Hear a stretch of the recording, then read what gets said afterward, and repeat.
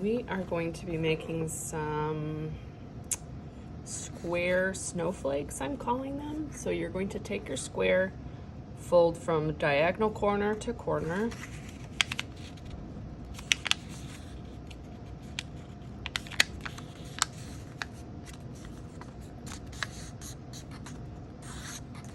And then you're going to, on the long side, fold the corner to corner like this.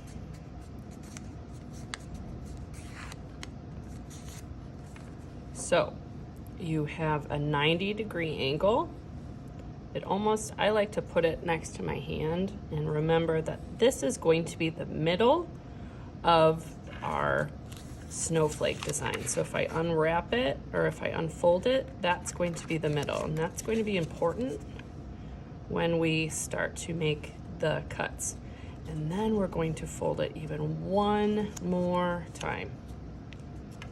Okay. So what some people like to do is they like to draw a little X in that corner. To make our snowflakes successful, we need to keep some of the edges intact so it stays together. If we cut the whole edge, then you're going to have a lot of pieces. And what I like to do first is, you can cut circle shapes. Maybe I'm going to cut a triangle. I would say the more cuts you make, the more interesting your snowflake will be. You don't want to cut straight through because then you're going to cut off most of your snowflake. I can even cut on the top. Maybe I can make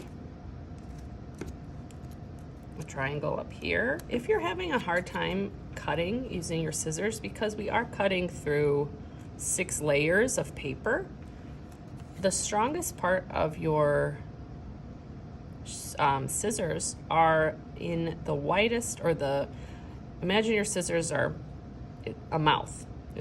So if you open up the mouth, the strongest part of the mouth of the scissors is right here in the very inside. So if you're having a hard time and you're trying to make all the cuts using the outside, that's going to be tricky to cut through all the layers of paper. So if you are having a hard time, you can open it up, okay? So I just cut off that middle part that's going to have that X. That means that my snowflake will have an open area inside the center.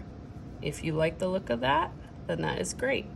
So this is a good step, or a good point for me to open it up and see what I have. I still have some of my edges intact on this side and on this side, so it will stay together when I undo it. So I'm going to fold. This is always the fun part, to see what design you have.